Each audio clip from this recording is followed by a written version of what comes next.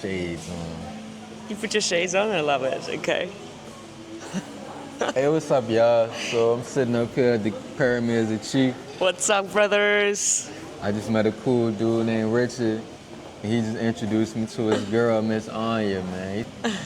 So I'm gonna ask her a couple of questions, get her honest opinion. Sure. So the first question is, what you think your purpose is? What do I think my purpose is? I think, give me a second. There are a few of them, I think. I think my purpose is to share beauty in this world. Yes. Share beauty? Share beauty, What yes. do you mean by that? Well, obviously myself. But I love creating beautiful experiences, beautiful rooms, bringing art and people together in places. And all of that creates an ultimate experience of beauty. So that's my purpose. You made me think of a question. Cool. What do you think about the word humble? Well, that's definitely not about me. I'm the opposite of that, but it's a good word. That's a good thing.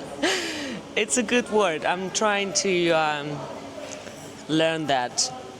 Why? Because I tell people it's nothing cool about being humble. There's nothing cool about being humble. Nope.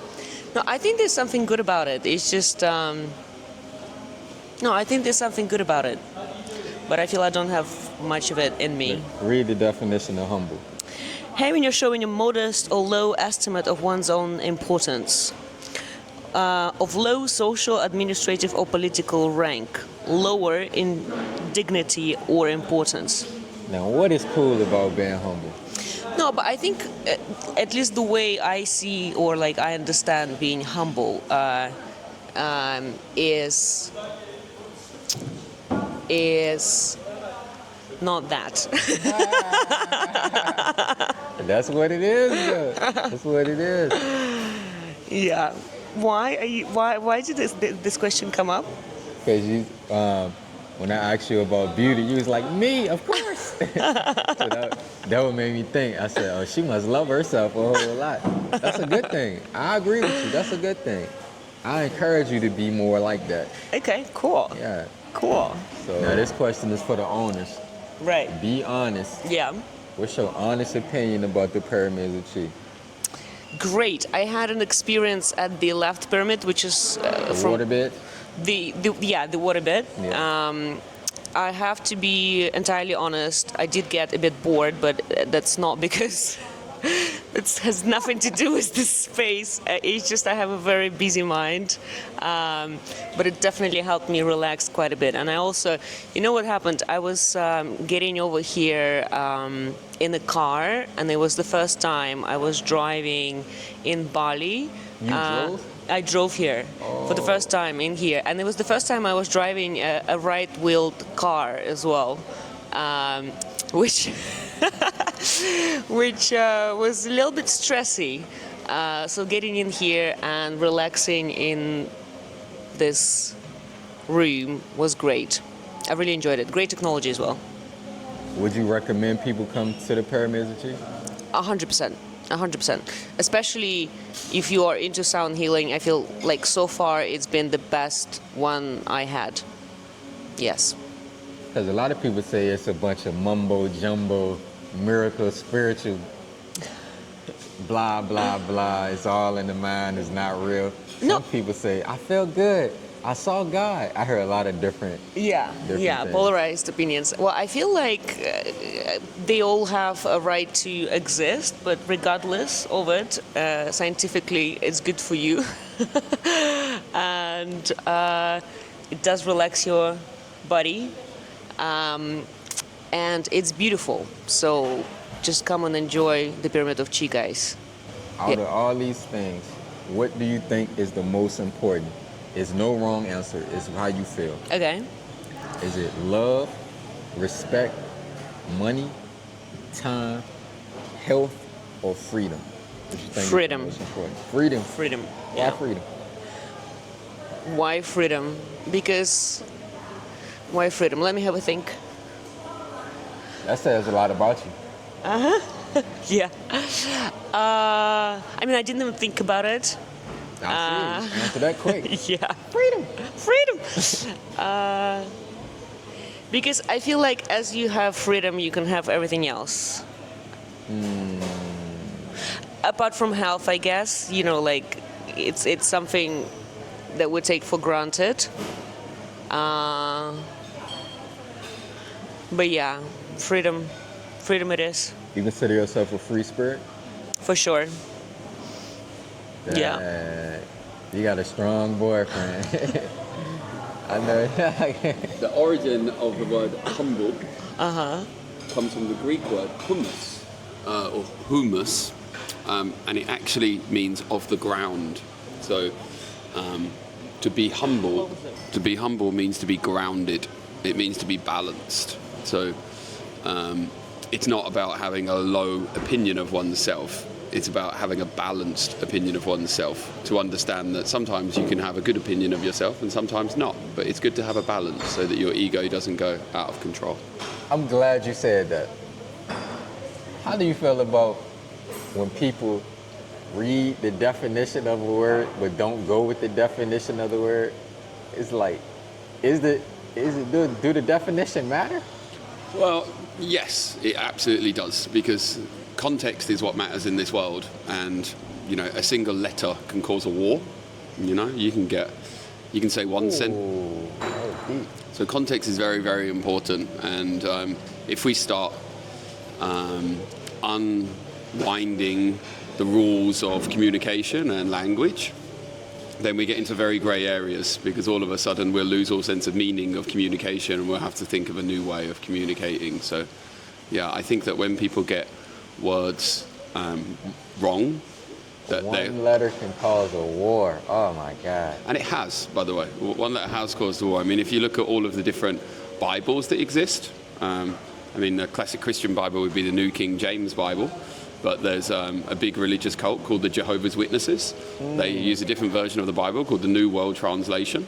It's pretty much exactly identical to it, except one paragraph, which is John 1:1. In the beginning was the Word, and the Word was with God, and the Word was God. This is the Holy Trinity, and all they did was add a letter A. So in their Bible it says, in the beginning was the Word, and the Word was God, and the Word was with God, and the Word was a God.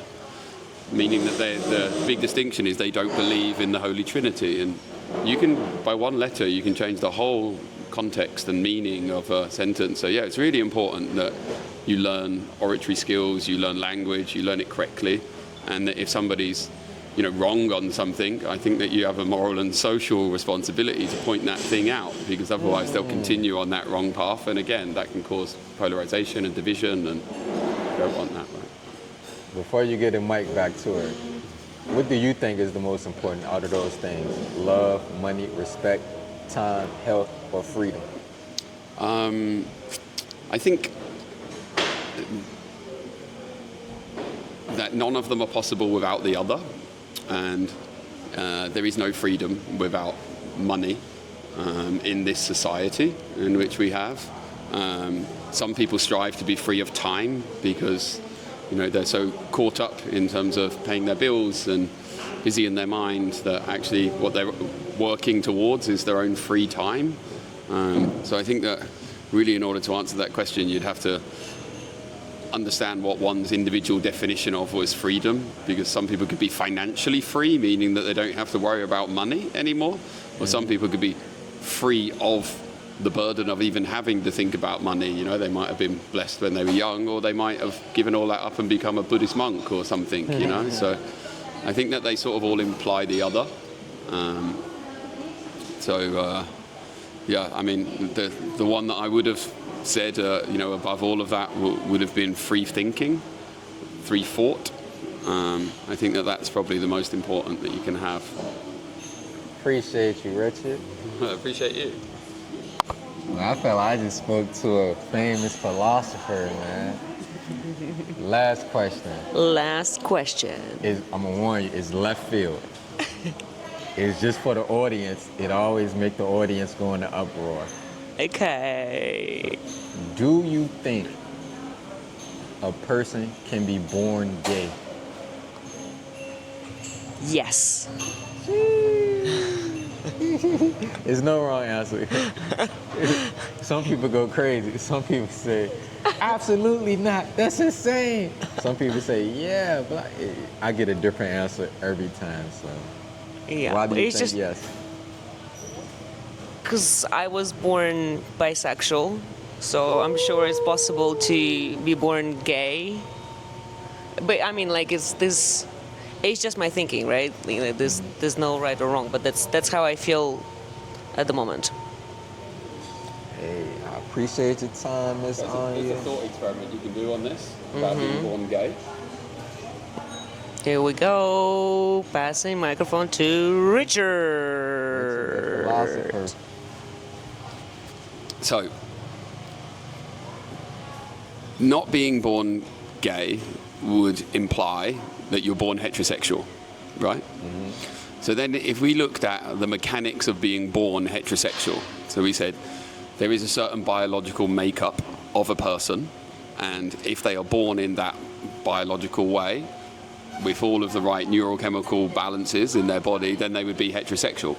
So then you would say, well, what if people weren't born without that biology? You know, what if they were born with both male and female organs? This happens, right? There are people. What's that called? I forgot.